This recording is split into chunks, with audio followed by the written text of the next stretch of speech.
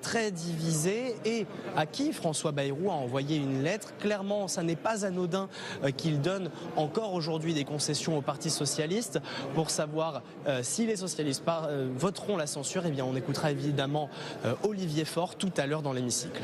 Merci beaucoup Thibault. Et à l'instant, ce message de Jean-Luc Mélenchon de la France Insoumise qui pèse de tout son poids, qui tente de peser de tout son poids dans la décision des socialistes et qui dit « La lettre de François Bayrou est un accord de non-censure, une offre de soutien sans participation. Il faut censurer parce qu'il n'y a pas... » Voilà, vous le voyez en détail, il n'y a pas de confiance. Voilà ce que dit Jean-Luc Mélenchon et ce dilemme, Valérie Lecap, qui se joue en ce moment pour les socialistes. Non, mais c'est vrai que c'est une situation là encore assez inédite, c'est-à-dire il n'a jamais été question que les socialistes participent au gouvernement. Il s'agit effectivement d'une non-censure et pas d'une participation pure et simple. Donc il n'y a pas de confiance, il n'y a pas de confiance. Mais c'est le deal depuis le départ, c'est de laisser le gouvernement gouverner. Ce n'est pas d'aider forcément le gouvernement à gouverner. Donc c'est une nouvelle façon de faire de la politique que Jean-Luc Mélenchon ne connaît peut-être pas, parce que c'est vrai que jusqu'à présent, il y avait toujours des majorités. Là, le PS, et Boris Vallaud l'a redit juste après la déclaration de politique générale, c'est extrêmement important. Le PS reste dans l'opposition. Ça, il faut le dire, il faut le redire.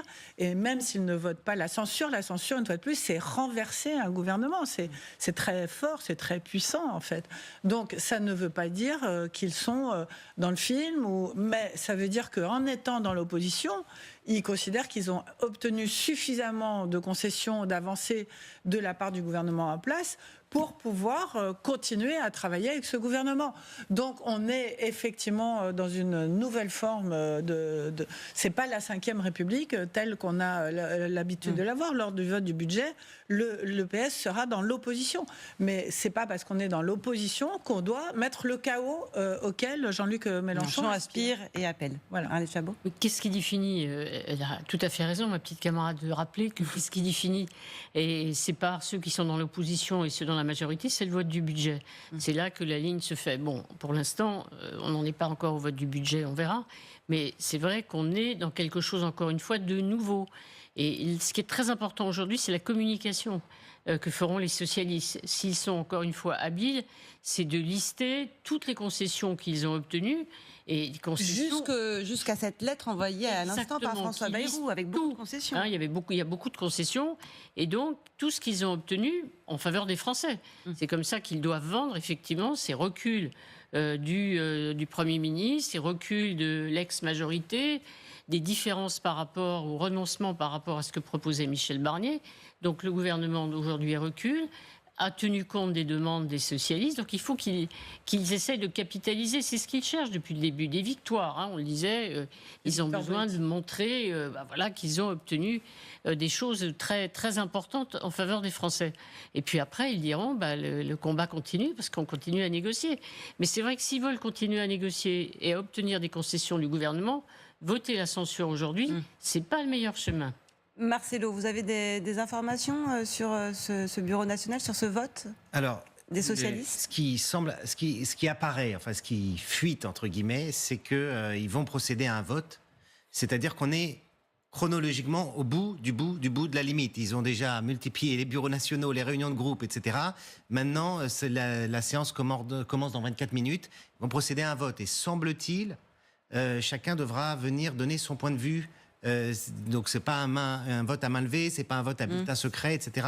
Donc ça va être une sorte de moment de vérité. Donc le Bureau national, l'instance de direction du Parti socialiste, va fixer une règle, une décision, et qui sera peut-être une synthèse. Attention, le Parti socialiste, ils ont des années, des décennies de culture de la synthèse, donc ils peuvent arriver à quelque chose qui soit un tout petit peu filandreux, mais qui soit la position de synthèse d'un parti qui a du mal à se décider. Il faut que ça aille vite en tout cas, parce que les débats s'ouvrent à l'Assemblée nationale dans une grosse vingtaine de minutes maintenant. L'Assemblée nationale où l'on retrouve Marie Chantray et David Doucan, et vous êtes avec une députée de la France Insoumise.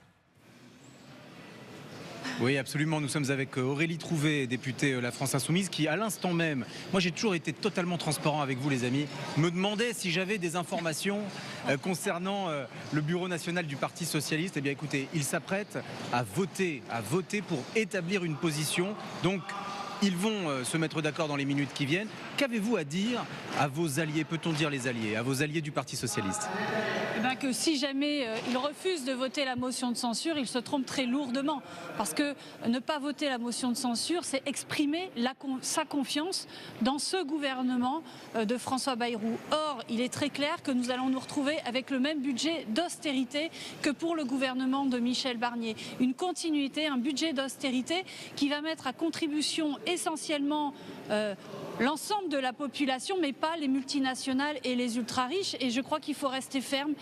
Nous avons des engagements envers nos électrices et nos électeurs du nouveau Front populaire. Nous sommes là pour rompre avec le macronisme et pas pour l'aider à poursuivre sa politique de malheur. Vous avez dit à vos collègues socialistes, députés, si vous ne votez pas la censure, nous mettrons des candidats à la France Insoumise dans chacune de vos circonscriptions. Est-ce que ce sont des manières entre alliés de la gauche? Cette démarche n'est-elle pas extraordinairement agressive? Ce qui, pour moi, d'abord est agressif, c'est de ne pas respecter le programme pour lequel nous nous sommes unis. Et je le rappelle, un élément central de ce programme, c'est notamment le fait qu'on abroge la retraite à 64 ans, qui, je le rappelle, est passée par 49.3 sans vote à l'Assemblée nationale. Et d'ailleurs, nous disons une chose, c'est que le b.a.-ba de la démocratie parlementaire, c'est que ce soit enfin voté à l'Assemblée nationale. Or, qu'a annoncé le Premier ministre Bayrou? Eh bien, une sorte de droit de veto du MEDEF en disant si les partenaires entre eux ne se mettent pas d'accord, on poursuivra la retraite à 64 ans. Il a infléchi un petit peu sa position là-dessus. Il a dit s'il pouvait y avoir des débuts d'accord dans la négociation, alors un texte reviendra à l'Assemblée. C'est une inflexion. Il y a une seule chose que nous attendons, c'est la clarté. Que clairement ils disent oui, je respecte la démocratie, oui, je ferai en sorte que ce soit voté à l'Assemblée nationale sans tergiverser. Mais Aurélie Trouvé, est-ce que vous n'avez pas peur que l'histoire retienne que la France Insoumise soit le parti du statu quo, qui a refusé de négocier, il y a des inflexions dans cette lettre qu'a envoyée le Premier ministre au Parti Socialiste. Je vous fais remarquer que ceux qui sont isolés aujourd'hui au sein du nouveau Front populaire, c'est...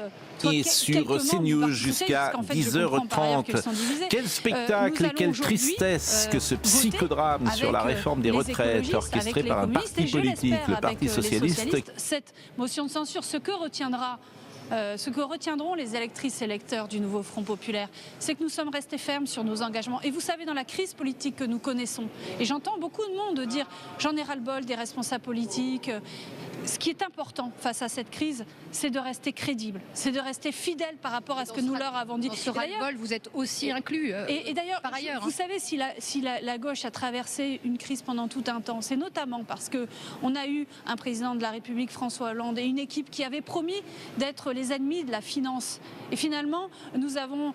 Voilà, les électrices et électeurs de gauche se sont sentis floués. Et je crois qu'aujourd'hui, si la gauche veut redevenir forte et arriver au pouvoir enfin, pour changer la vie des gens, pas pour notre plaisir à nous, mais évidemment pour transformer la vie des gens, eh bien cette gauche, elle doit rester fidèle à son engagement, c'est-à-dire en finir avec le macronisme sur un programme de transformation profonde, écologique, sociale et démocratique. Mais cette motion de censure, on le sait, ne sera pas adoptée aujourd'hui parce que le RN ne vote pas. Vous aurez donc besoin une nouvelle fois du Rassemblement national et de ce que vous décriviez comme ces viles obsessions au mois de février prochain, au moment du budget.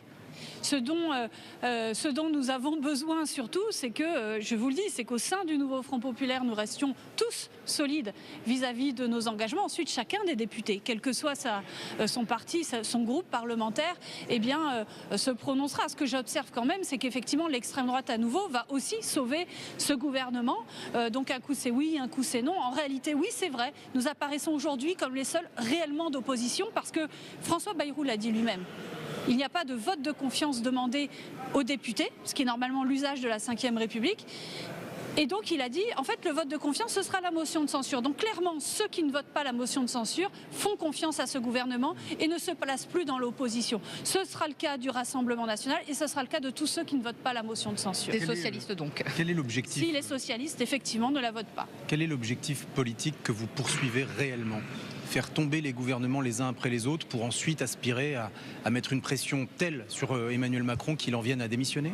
Nous avons une boussole, que le programme du nouveau Front populaire qui est arrivé en tête des élections législatives au mois de juillet puisse être celui qui est présenté à l'Assemblée nationale, celui qui est au gouvernement et qui fait qu'ensuite ce sera voté, réforme après réforme, à l'Assemblée nationale. Aujourd'hui, nous savons par exemple que nous avons une majorité pour revenir à une retraite à 62 ans. Nous avons une majorité aussi pour un budget complètement différent qui permette de taxer beaucoup plus fortement les ultra-riches et les multinationales qui ont profité des cadeaux fiscaux depuis 7 ans, plutôt que les gens qui galèrent à boucler leur fin de mois, puisqu'on l'a montré, on a eu plus d'une centaine d'amendements qui sont passés à la majorité de l'Assemblée nationale qui permettraient cela. Et on apprend à l'instant, oui, que information TF1 LCI, le Parti socialiste ne votera pas la censure cet après-midi. Votre première réaction? Je le regrette énormément. C'est la fin du nouveau Front populaire? Je le regrette, ça n'est pas la fin du nouveau Front populaire, mais je le regrette, je le dis, il se trompe. Le nouveau Front populaire, par ailleurs, vivra, il est riche et il est solide de son programme, il est solide de tous ses électrices et ses électeurs. Voilà, et je le dis, ce qui importe, c'est que le cœur du nouveau Front populaire aujourd'hui, constitué des insoumis, des écologistes et des communistes, tiennent bon. Parce que si on laisse... Je veux dire une chose aussi, parce qu'on parle de l'extrême droite. Si le NFP n'apparaît plus comme une alternative forte possible au macronisme, alors on laissera un boulevard à l'extrême droite. La seule façon de se battre face à l'extrême droite, c'est de rester solide sur un programme de rupture avec le macronisme. Soyons logiques. Jean-Luc Mélenchon a dit que si les députés qui ne voteraient pas la censure se verraient opposer des candidats contre eux dans leur circonscription, c'est donc bien la fin du nouveau Front populaire aujourd'hui. Ça n'est pas la fin du nouveau Front populaire, je le dis, qui appartient à ses électrices et ses électeurs et dont le pilier central est le programme. Et oui, aujourd'hui, le nouveau Front populaire a un programme. Oui, aujourd'hui, la plupart des députés, une grande majorité de ces députés va voter la motion de censure pour faire en sorte de passer à autre chose et d'en arrêter avec le macronisme. Voilà, donc je vous le dis, aujourd'hui, c'est ça le nouveau Front populaire. Merci, merci d'avoir été avec nous sur LCI. Merci à vous également. Donc les socialistes ne voteront pas la censure. Aurélie Trouvé de la France Insoumise a encaissé l'information. Elle dit que non, ce n'est pas la fin du nouveau Front populaire. C'est là, ça y ressemble quand même. Oui, mais bon, si vous voulez, le Front populaire, on l'a quand même souvent enterré. Et par expérience, c'est vrai qu'il y a des fois où ils ont tout de même réussi à se mettre d'accord, notamment dans des cas où leur survie était en jeu. Mais c'est évidemment un énorme coup porté à l'alliance du nouveau Front populaire. Moi, je pense à quelqu'un qu'on entend peu en ce moment, c'est Emmanuel Macron. C'était un peu son pari quand il a reçu les résultats de la dissolution de l'Assemblée nationale. Son entourage, à l'époque, expliquait que, il voulait faire en sorte de récupérer le Parti socialiste, et de pouvoir avancer avec eux sur d'éventuels compromis. Bon, ça aura mis beaucoup de temps, mais en tout cas, sur ce plan-là, François Bayrou, lui, réussit tout de même quelque chose en ayant porté un coup de canif au nouveau Front populaire. Il reste à savoir maintenant si le Parti socialiste va obtenir de nouvelles choses d'ici